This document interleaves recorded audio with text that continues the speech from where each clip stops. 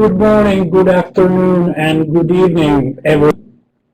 Welcome to today's webinar, Toolkit for City Service Development, sharing apps among cities through common platforms and standards. My name is Ivar Lindi, and I work as a Senior Operations Officer at the World Bank Directorate for Leadership, Learning and Innovation, and will be moderating today's webinar. I hope you can all hear me well and can see the first slide. Please note that during the webinar you can ask questions in the chat area, and the presenters will answer the questions in an open questions sections afterwards. A few words about the webinar itself. Some of you may have already participated in the previous sessions, and so this is a continuation of the series. The series about smart cities, jointly organized by the ICT practice and the urban practice of the World Bank. And the series is facilitating dialogues on how cities can make a use of data and technology to improve city planning, management, and service delivery, but also to engage citizens in various organizations such as companies, startups, research organizations, and civil society activities to a joint innovation process with municipal authorities to enhance the accountability. Engagement of the citizens provides also an opportunity to design services in a way that they match better to the user's needs. And this also has opportunity to enhance the sustainability of the eventual take-up, but also provide opportunities for development of new skills and even nurturing entrepreneurship through developer communities. And this is what CitySDK is also about. Now, a few words about CitySDK project, which we're going to present today. It started as a pan-European project that aimed at creating open, interoperable interfaces between 8 major cities in Europe.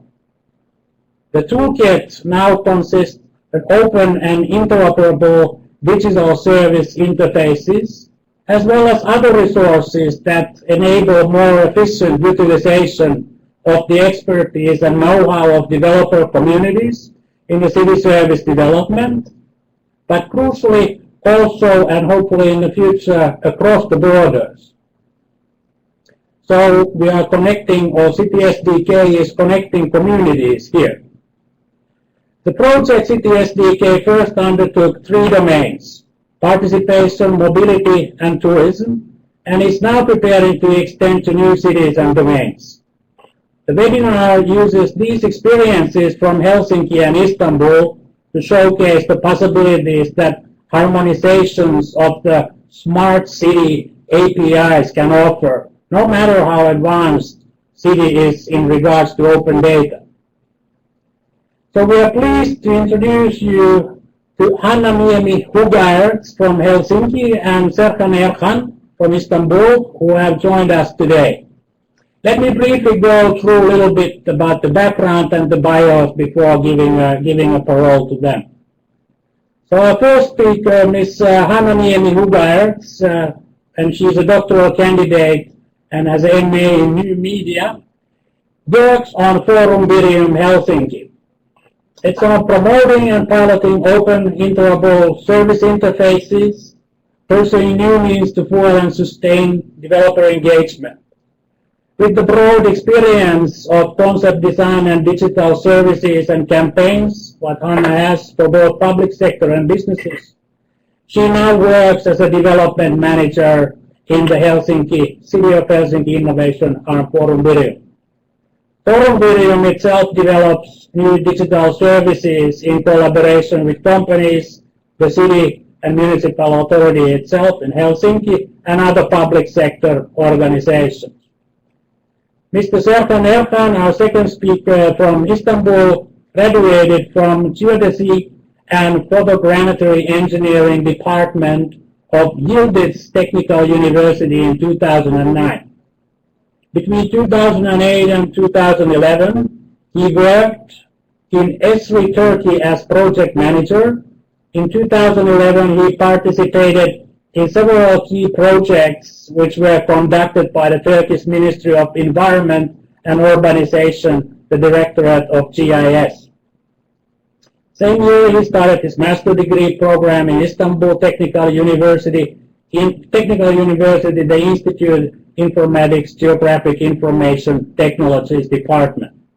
He earned his master's degree in 2014 with thesis on determining approaches for geodata interoperability on the web. Transportation data theme example. Currently, Serkan is working for Urban GIS project of GIS Directorate of Istanbul Metropolitan Municipality as GIS engineer, and he's been there since 2013. So, without further ado on this, let me ask Hanna Niemi from Helsinki to start her presentation and kick off the webinar series on Smart Cities, CitySDK. Hanna, please, floor is yours. Thank you so much, Ilari, for the introduction and for World Bank for this great opportunity to discuss with all of you the opportunities that we think that lay in the harmonization of city APIs. And today we're first giving an introduction to CitySDK in general, the concept behind it, and the challenges that we believe it solves. And then after that, we will go more in deeper to the experiences that we in Helsinki have had. And then at the same time, after that, Serkan will tell how Istanbul has, or how Istanbul sees the opportunities that CitySDK has provided to them. But just to give a little bit of background first on the whole topic, I guess, like Ilari mentioned, there's been many cities and nations, governments opening up their data to better serve their 24/7 digital citizens, and at the same time address the shrinking budgets of the public sector. And of course, often in times like that, the government and public sector looks into the business world for solutions. And one thing that has been really gaining momentum in the business world among startups and big technological companies has been the APIs. So application programming interfaces that can make a data set or a login service or a map service understandable by a website or other kind of digital service. And there's been tremendous growth of use of APIs. Like I mentioned, this is a bit old image already from 2011, but already then companies like Twitter, Netflix, Google, Facebook have all been building their service ecosystem around APIs. And in the public sector in Finland, for example, it's also been nothing new ever since 2009. The Helsinki Regional Transport Authority has opened up their API to the developer community. And that kicked off first of all, they set up the API and they provided the documentation online for the developer community. And that kicked off this continuous development of their API resources. And it has resulted in more than 30 apps and services that serve now the commuters of Helsinki. And all of the citizens there can freely choose which service they find that is serving them the best way. And at the same time, it has freed the Public Transport Authority to focus on their browser-based journey planner service and focusing in making that work well. And in that same domain, of course, there's been, many of you probably know that the Portland Public Transport Authority, TriMet, has already, I think it was 2005 when they started discussions with Google to enable kind of a bigger ecosystem to develop around the public transit data. And that resulted in GTFS, so the General Transit Feed Specification. And ever since then, there's been solutions like Siri and efforts to harmonize the public transit data, because of course even though we believe in Helsinki that Helsinki is one of the leading cities in open data, there's not so many developers who want to solely develop services just to be used in Helsinki. So all of the developers are of course aiming to scale their solutions to serve citizens of other countries and cities as well. And that is what the GTFS has been set to solve.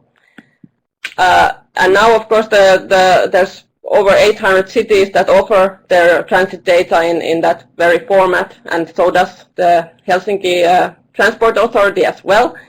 And this, by serving it in that format, their data can now be utilized in hundreds of different kind of apps that are utilizing the GTFS data. But of course, transit and transport and mobility, they're just one domain of smart cities. And we all, either living in cities or working with cities, know that there's multiple different domains to be covered still. And that is what, at the same time, the G7, these 7 large cities in the US, started to solve. So Mark Head, who was at that time the chief data officer of Philadelphia, was one of the people in the G7, and he really emphasized that it's very, very important for us to solve this very, very challenging issue of standards and harmonization, so that we can actually really fully realize the potential of open data and provide also the business community, SMEs, and the civic hackers the data in a format that is as easy for them to utilize as possible.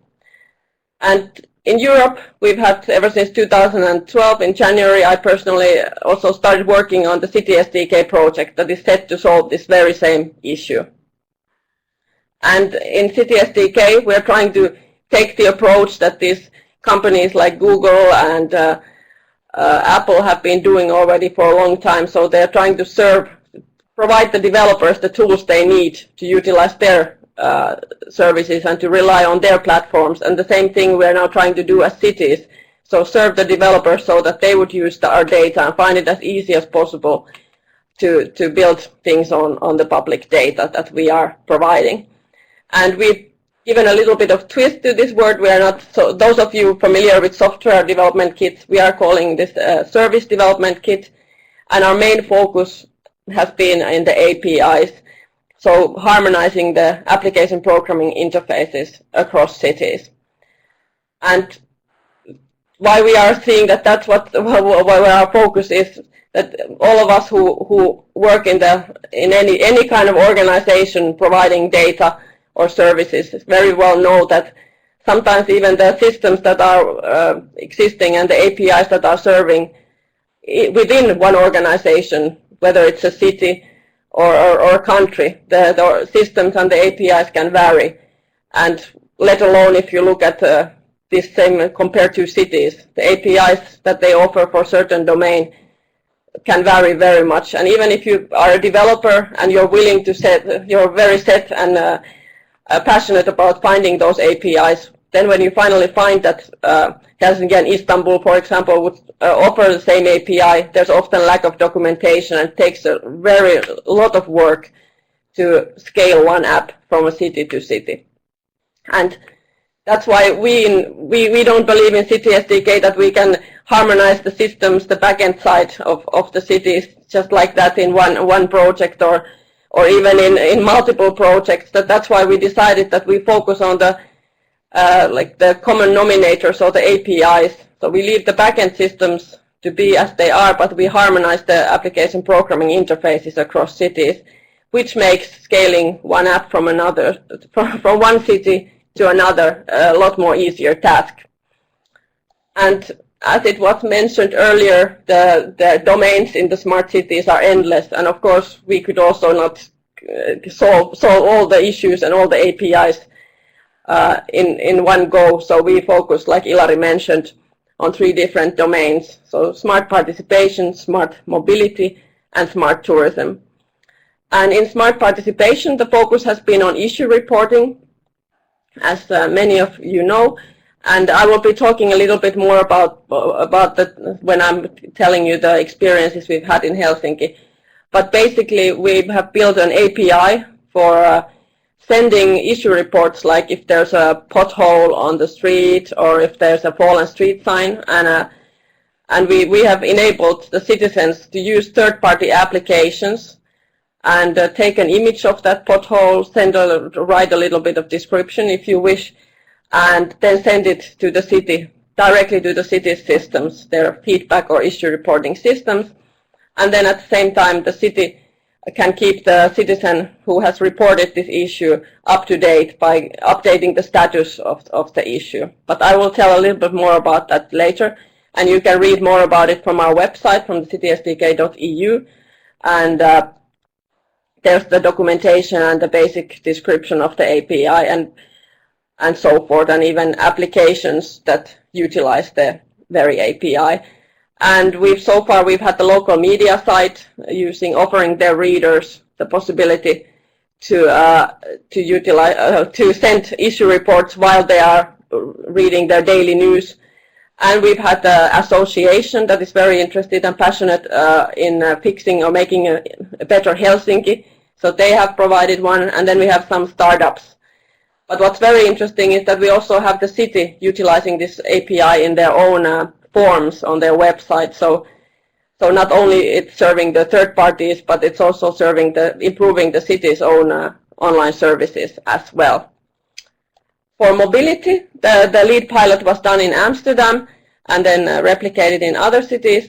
And they really were set to look at all the variety of data that there is related to transit and what kind of data would be needed that we could have a smoother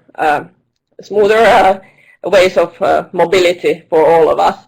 And of course, when you really start thinking about it, there's all kinds of data, weather data, the data about like geographical data that helps you to calculate better routes and so forth.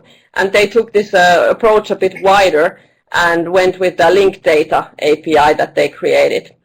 And similarly, you can find more information this from our website as well. And some application utilizing that API, there was a city navigator that is bringing the ease of car navigation to use of public transport.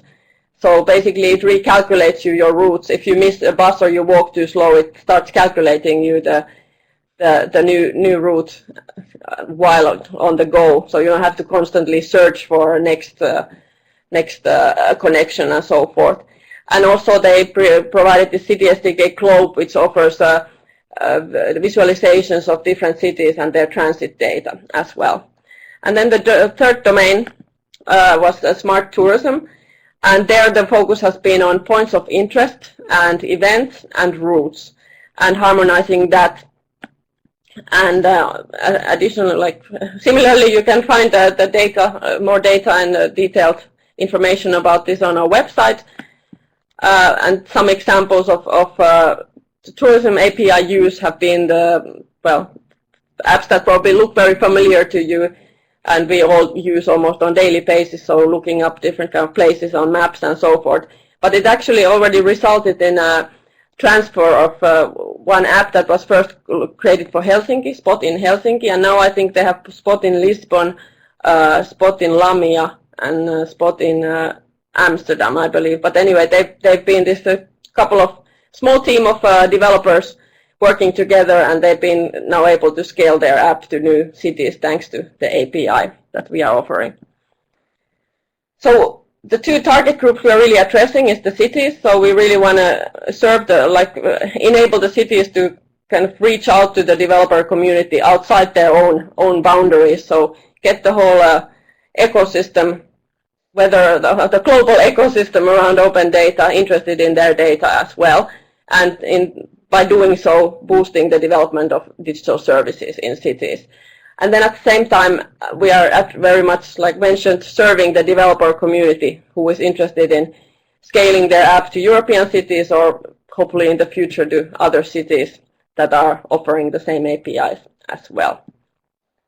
And the benefits we see in this approach is that there's really, like I mentioned, the variety of apps if you look at the GTFS and what this has resulted in, there's really all kinds of apps and services, and you can, as a developer, develop apps for a lot more smaller niche if you know that you can then easily scale it. If you look at some small group of, let's say, Russian-speaking tourists in Helsinki, maybe it's a lot of work to develop an app for that, but if you are then serving the whole Russian-speaking community across the different cities, it's a whole other story, or opera lovers, or golfers, or whoever. But then when the small niche that first seems small in local scale can actually be a big user group and target group for you in a global scale. And then using standards or de facto standards means that the scalability, which has been mentioned now already quite a few times, but also that the developers utilizing that API can then relate to other developers, and they can have this whole community feeling, like with the issue reporting API, the Open 311, you can see that the developer in Helsinki can exchange ideas with somebody from New York and so forth, so you can really start building this kind of new collaborations around the data as well. We believe that it enables innovation and boosts innovation as well, like with the issue reporting API in Boston. They developed this automated way of, while people are driving around with their mobile in their pocket, the Street Pump app actually automatically uses the speedometer and the GPS location data and detects bumps on the road, and it puts all the data that is being collected without the automated data collection, and puts it through the analytics, and then analyzes that was it a bump or was it maybe something that was supposed to be on that road, and then therefore the city can get a lot faster to fixing such issues, and the citizens don't have to, while they're driving, they don't have to stop and go and take an image and so forth. So we really believe that this kind of great innovations will take place in the future as well with such harmonized APIs. There's been new business opportunities, like we've seen, I mentioned in Helsinki, the local media or their news site, they are utilizing the API, and kind of for them it's a way to attract more visitors to their site, of course, and on the other hand serve their readers better, so not just offer the news, but also to offer a view to the what is happening in the city and in the region, and what kind of issues are being raised. So the media can actually take an active role in the whole urban community in a new, different way. And C-Click-Fix, for example, has reached to this market, and they are offering these quite nice widgets to websites so that the news sites can more easily integrate the issue reporting data to their sites. How we were set to work is that we had 8 European cities, like I mentioned in the beginning.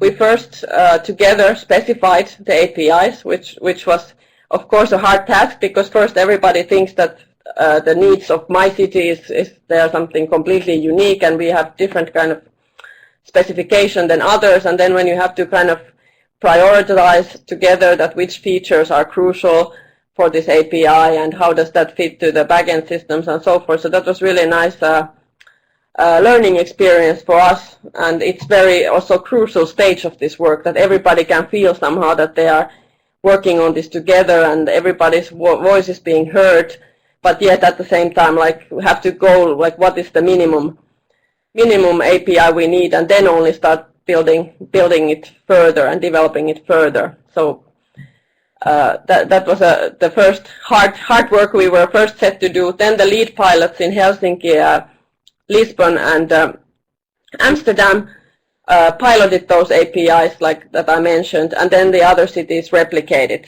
them to their cities. And now, well, you can get more accurate information from our website also, or more up-to-date information from our website, but we are in such situations that we have these APIs running now in different cities.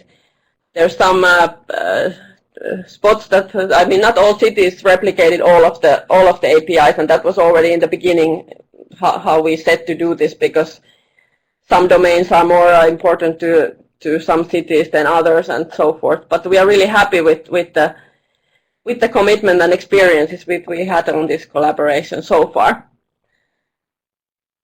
And then I will now more talk about the experiences, how we felt in Helsinki, what kind of experience we've gained through this.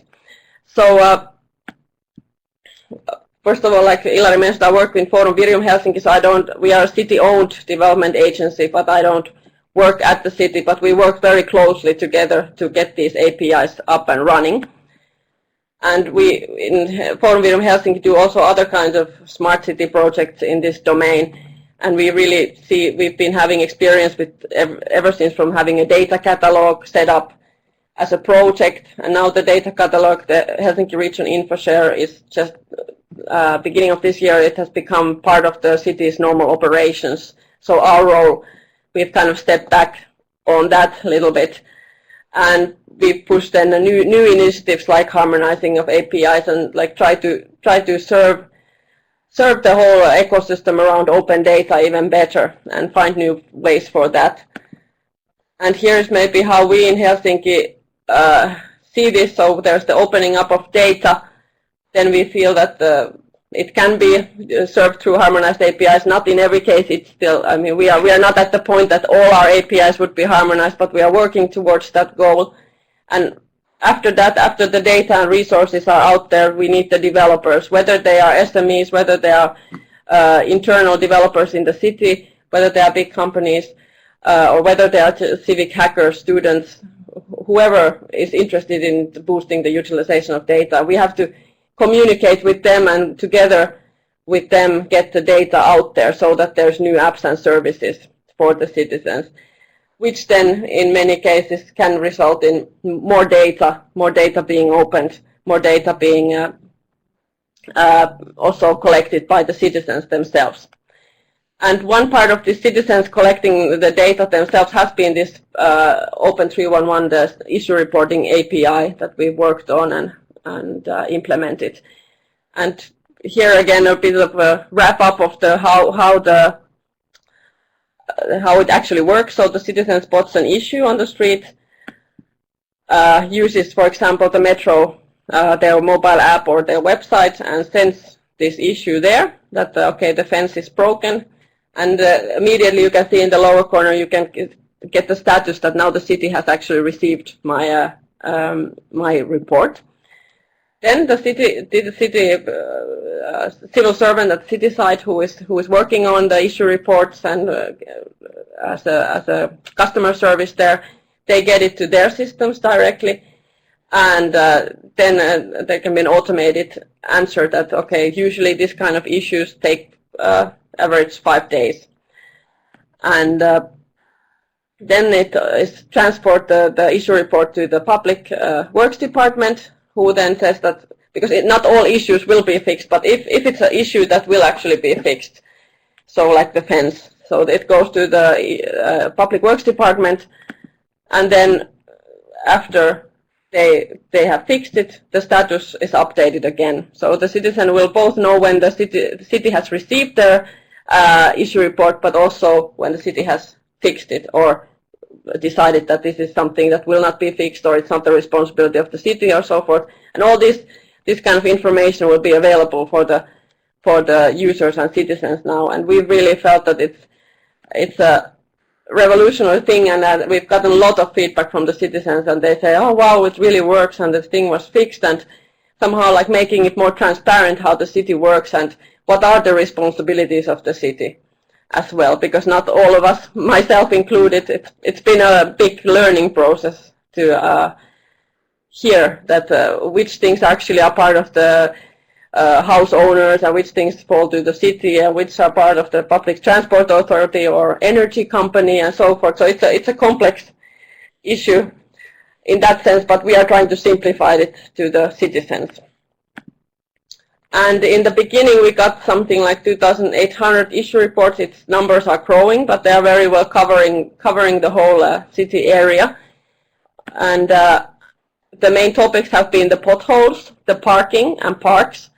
But of course, this is because we had the Public Works Department as our partner, and nothing is stopping us from extending it to getting feedback on schools or daycare, any topic almost. And you can see in the background the images that lot of the issue reports really had the image attached with them, and it helps so much the Public Works Department to find that, because if you only have sometimes the citizen can put a wrong address, or they describe it a bit vaguely what is the actual issue. When you have a photo, you can really see that, okay, this is what they are talking about, and then they can a lot faster and more efficiently fix these issues as well. And our deputy mayor has said that they really, from the city side, they really need the citizens, their eyes and the ears of the city. And if we don't, I mean, the Public Works Department cannot go around all the time and see if something is wrong. They rather go and just fix those things, and for this reason they need the citizens for this very purpose. And in Finland, we are happy to take this, for example, this Open 311 API further. We have a new initiative of the 6 biggest or largest cities in Finland, and we will be working on open data and participation and innovation environments. And this Open 311 API will be then further developed together with the 6 cities and implemented in those as well. And there's been a lot of interest on that in the Finnish cities. So we are really happy to see that evolve. Now I think I will hand over to Erhan. Thank you, Hanna. Thank you, Hanna. Very interesting, and we can come back on the issues on questions and answer session. Now let's take over Stefan Erkan from Istanbul and hear the views on the different parts of the Europe on the project and its achievements. Stefan, the floor is yours. Thank you, Larry, and thank you so much for the presentation, Anna. I begin my presentation with the joining of Metropolitan Municipality attending to the CitySDK project. We joined the project in 2011 with the coordination of Foreign Union and Directorate of our European Union relations. So, as Ilari and Hanna mentioned, CitySDK has 2 main categories for the 2 main domains. For its job, and Istanbul Metropolitan Municipality worked as a replication pilot for smart mobility subjects. For the project, we set up a dedicated server for the SDK API, and we imported our data to the SDK link data API. We produced some GTFS datasets for the project, and we organized some events like hackathons and smart citizens workshops for the project. You will see the links for our Istanbul endpoint. There's the sdk.ibb.gov.tr. It's free and completely open to everyone. You can check which kind of data set on it and use for your applications or somehow. It's our endpoint for the SDK Smart Mobility Linked Data API. For the challenges, maybe, and good example for our participations, it's open data is a problem for Turkey. It's not legal yet. I believe Turkey will legalize the open data in 3 or 5 years. But for now, open data is not legal in Turkey, so running up a open data server is a problem for Turkey. We had some special authorities as a metropolitan municipality for the SDK project to running up those servers. And also the producing GTFS dataset is a second challenge for us, because GTFS is not a common data standard in Turkey. So we have to produce on ourselves for GTFS dataset. We produced for GTFS for 3 agencies. Those are our main bus company, and railways and railways. So you may see the numbers for the route, stops, and trips, the GTFS dataset statistic. It's a problem for Istanbul also. There are too many agencies. We have 29 public transportation agencies in Istanbul. Also, the interesting one is called minibus agencies. As you should see the statistic, minibus is a most commonly used public transportation vehicle after the main bus vehicle. And interestingly, minibus hasn't got any stops. So defining it in GTFS dataset is a real problem for us. For the event, we organized 2 hackathons. We called the especially Istanbul hackathons called Hackathonists. The first one 2012 and the second one was 2014. And a smart citizen workshop. Interesting is after we have collected smart citizen for the smart citizen workshop, nearly 300 students attended the workshop, and we asked for the problems in the public transportations. What kind of problems do we have in the public transportation in Istanbul? We collect maybe nearly 500 notes from the students, and we completely forward those notes to our second hackathon. So all developers detailed their notes, their student notes, and produced some smart applications for them. Here you may some hackathon photos, and we have 5 awarded applications, smart applications. They develop in 1 day with the notes of our students. It's an amazing job. We have good applications for that. With the SDK, we have some steps on open data, and we have a chance to collaboration between private and public companies. Lots of private companies also asking for the using the SDK API, sharing those API data and importing their files and collaborating all these transportation data. Also other nodes, it's a linked data API, so you can add any kind of nodes to the API. It's a good way to collaboration between private and public companies. So you can now populate all the data, and you can create easily any smart application with the smart our SDK API, because it creates its own ecosystem, and like the Hilary and Hannah says, your SDK application works well in any SDK city. For the future plans, we are trying to collaborate all 29 public transportation authorities in a single database producing Istanbul GTFS dataset.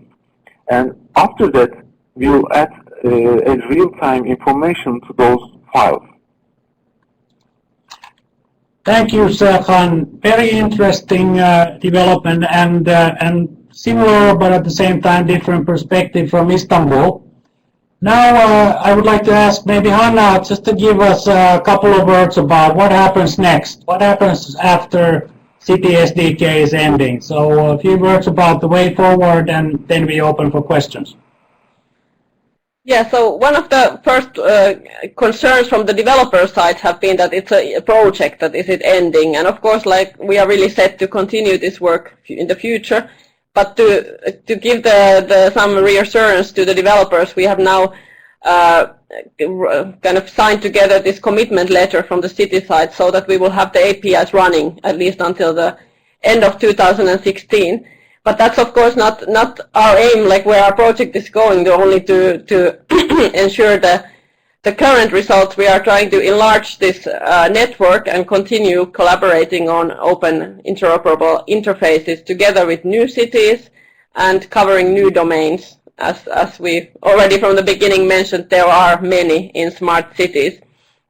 And I would really well, like where we are aiming with the network is that we of course want to ensure that what we have done so far is viable and living in the future as well. But like I mentioned, take new domains, new geographical areas, and disseminate our work to new cities. And the starting point for all of you, where I would like to invite you to go, is citysdk.eu.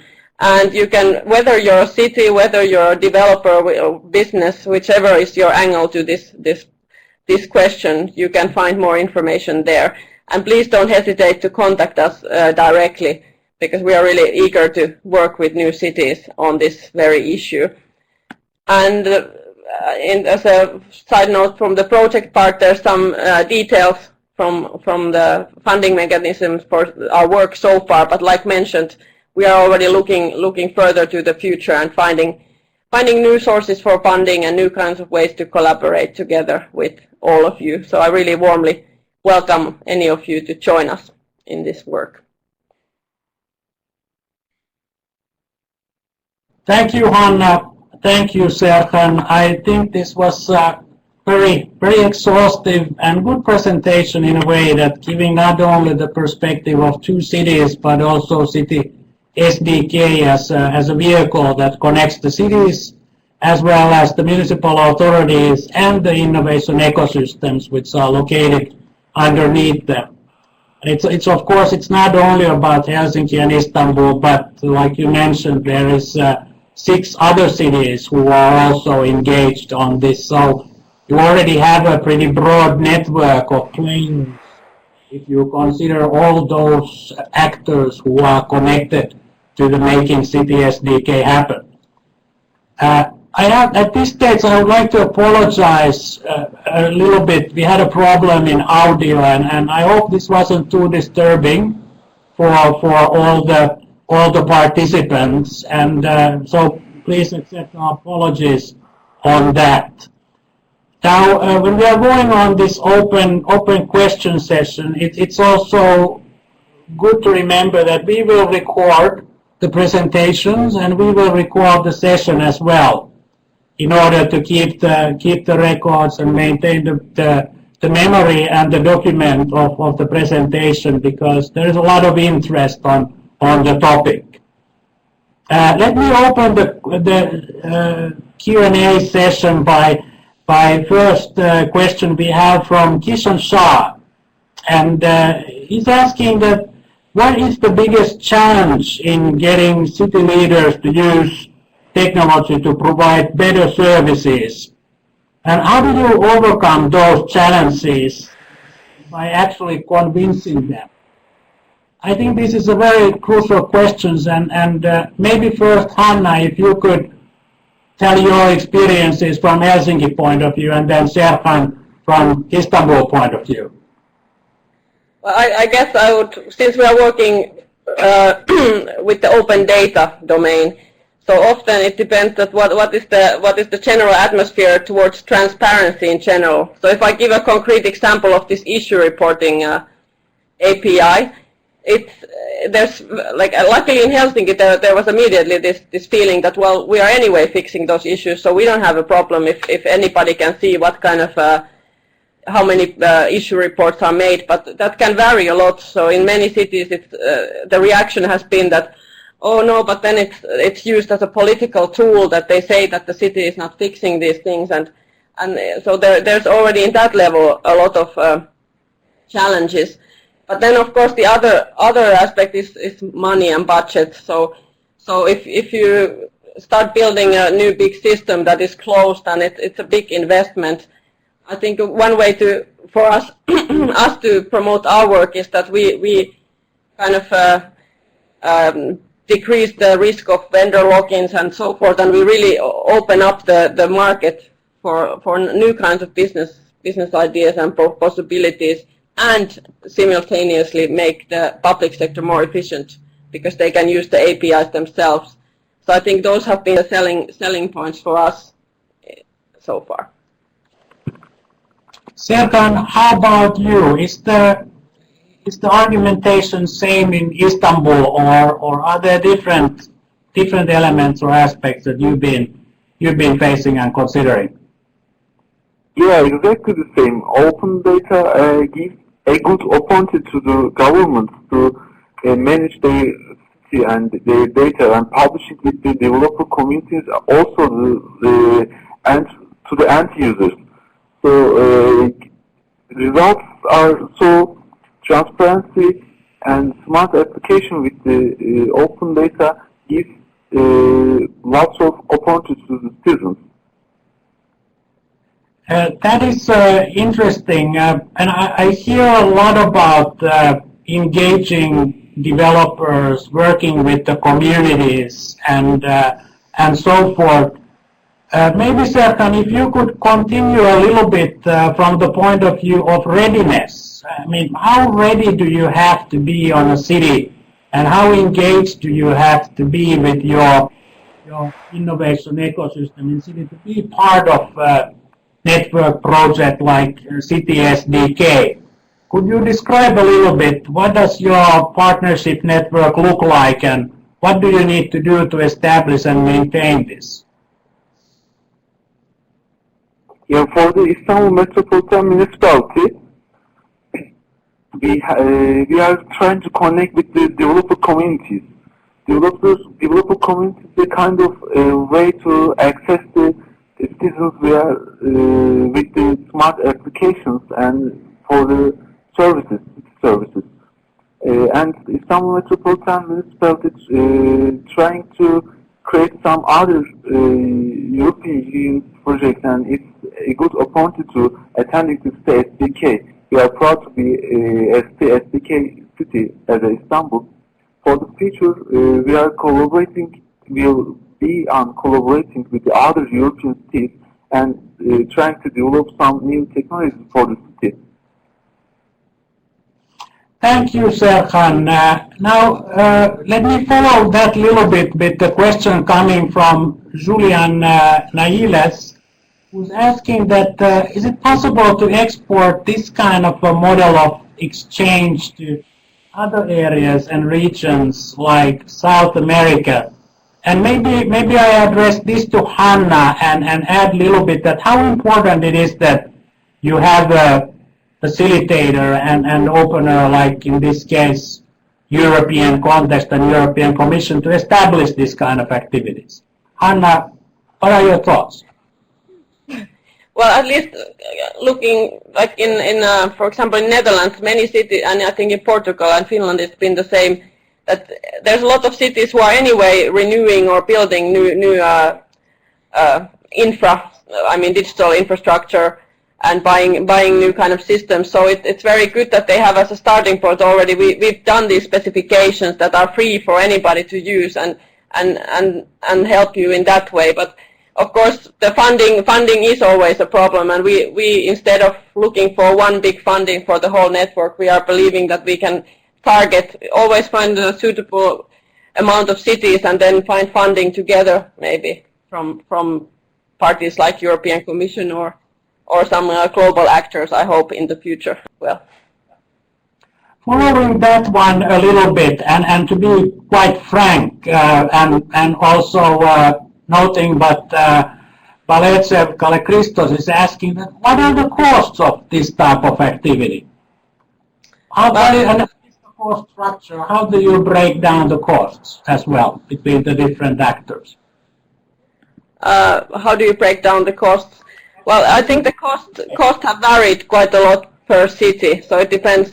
Maybe Istanbul could go over how much but when the source code, for example, is available and you have the specification and you have a wider community around it of who are already who have some expertise on, and not just expertise, but their willingness to share their experiences, so you can cut on the cost. But for example, in Helsinki, the issue reporting API was done as a part of their whole, like they kind of redid their whole centralized feedback and issue reporting system, and then on top of that they built this API.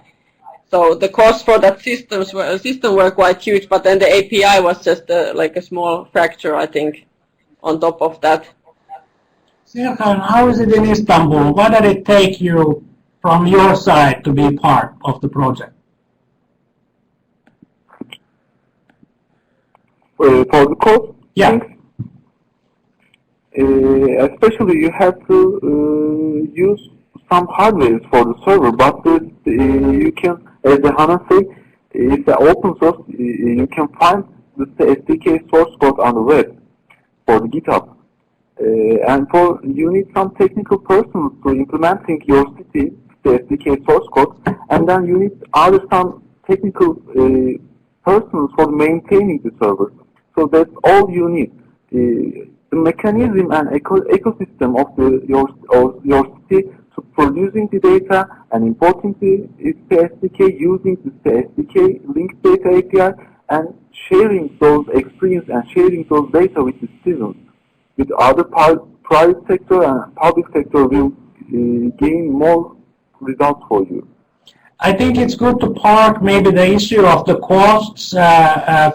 We hear already that it varies, and it probably varies between the different cities and between different countries, and depending on the level of ambition, but also depending on the level of readiness where you as a city stand, for example, vis-a-vis your policies regarding opening of public data, and what kind of a data is available there and what kind of a quality does it have. But these are all, of course, issues which were also dealt within the context of the project itself. And I think that is also interesting to see that how do you start developing more network operations, and what are the requirements to really connect layers in this kind of collaboration. So I have a question coming from Serian Gray, which is a little bit similar to Julian's question, that what are the prerequisites to import this model? What is required from government agencies? And maybe add a little bit that where do you start? Who starts operating? And Hanna, you are the coordinator of the project. So how do you start this kind of activity, and how do you, let's say, extend and continue it by taking some other cities on board if they are willing to do so? Well, like I mentioned, like if you talk about just starting harmonizing an API, then of course you start from the specification stage. But if we are now, I think the question is more addressing how do you take up the results we've done so far, what we've achieved so far. I think the readiness, if you talk about, for example, the link data API, because it's also, you can use it for storing the data as well in different kind of layers. You don't really necessarily, you can even start collecting your data using it, so you don't really have to have a wide range of data available. Then on the other hand, if you talk about this two-way direction, like the issue reporting API, it actually requires quite a lot from the city side, because all of a sudden they have to be ready to open up the issue reports, and their response to the issue reports is made public. So it actually, there's a lot of human training and that kind of things evolves. Of course, it's not necessary, but at least in Helsinki we felt that it's important that also the people understand what kind of tool they are dealing with. And then for the tourism data, for example, I mean, quite a lot of places had already data, but it's like in Serkan's example, the data was not in the right format, so we created some importers and things to make it smoother for people to start as easily as possible, as a low, I mean, to get the starting going as fast as possible, and not to work first, like change their whole data structures inside the city and so forth. Let me move from there and take a question of Maruf, who is asking that, are there any plans to take the CitySDK further ahead to include other critical services like water supply, sanitation, and waste management? And maybe Serkan, could you share some thoughts about what's going to happen in Istanbul and what are the conditions to go further? For the Istanbul, with the linked data API, as Anna mentioned, you can collect any kind of data, and you can collaborate and manage other kind of services. But for especially the SDK network, maybe Hana as a coordinator of SDK can talk more than me. But for Istanbul, with the linked data API, we can collect any kind of data nodes for the other critical services like water supply and waste management. But in Istanbul, we are now focused on smart mobility. You have to solve that problem. But you do have some plans also to look at data which would be applicable for service development in other sectors. And maybe I want to follow a little bit on what you said earlier, that in Istanbul, the project has also been quite important to engage with local developer community. Could you give some examples on how do you measure that this project and engagement of the community has been beneficial for municipal authority, and why do you see worthwhile to continue on this? Yeah, good question. Thank you for that. We cannot measure very well to the result because of our second hackathon, our last hackathon, we share the real-time traffic data, real-time parking area data with the developers, developing some kind of smart applications for the city. But for some legal problems like the open data, we cannot continue to share those data with the developers. So many applications cannot find any place in the application stores for themselves. They can still develop some smart city applications using our endpoint, but we have to solve the open data problem in Turkey before that. I'm conscious, thank you, Serkan, for this. I'm conscious that the time is running, so maybe as a final question and ending on a high note, I know that, Hannah, that you provided us a good story about a group of developers that have been actually engaged on top of the Helsinki API to create services which now spinning off in other cities as well. Could you describe a little bit more about this experience, that where did the developers came from, how they were put together, and who were coaching them? Is there an accelerator program attached to it? Just a short story on this. Sounds very interesting. Yeah, actually, they've been quite. I mean, throughout the project, one of our main lessons was that even though the developer ecosystem is in a way global, and that's what we are aiming at, and we try to serve it, it usually connects locally. And same goes for this, that it was a group of developers who had kept coming to our developer meetups, and then they were informed that, hey, actually, we have this cool tool that you can use to scale your services, and that's how they got. We had the people from Lisbon presenting their work very early in the project, and they started talking, and so I think the lesson learned in that sense is that it's important to think about scalability and offer your tools so that they can easily scale, but then often it's still about the human local contact. And they didn't have we have accelerator programs in Finland, but they didn't, at least at that point, they just did this work on their own because they really wanted to push their good app to other cities as well. Thank you, Anna. Thank you, Serkan. Before we close, do you have any final remarks, any thoughts that you would like to leave with the audience and maybe take the discussion further? We, of course, on the bank side and on our ICT and urban global practice side will continue following and developing the knowledge portfolio and the team forward. But Serkan, maybe some last message before we close.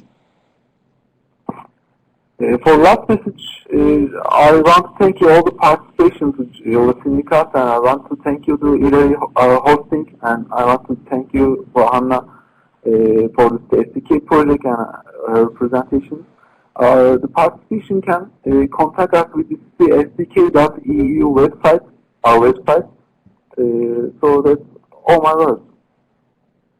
Hanna, Yeah, I don't think I have too much to add. Like, just join us in our work and let us know what kind of needs you have. And we're really interested in looking at how to make this like affordable and replicable as possible. So please give us feedback and join us in our work.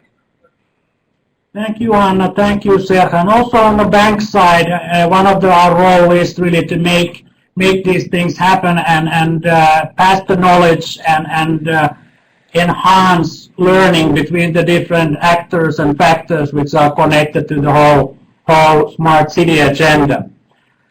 We will continue working on this, so you can also contact us. And please note that this webinar and the presentation, it will be in our platform in 24 hours. And the next webinar in our Smart City series, Building Open Data Ecosystem, Bringing Civic Innovation to the Core of Governance, is on October 22nd. Information on this you can already find at the E-Institute website. And thank you very much. Thank you, Hanna. Thank you, Serkan.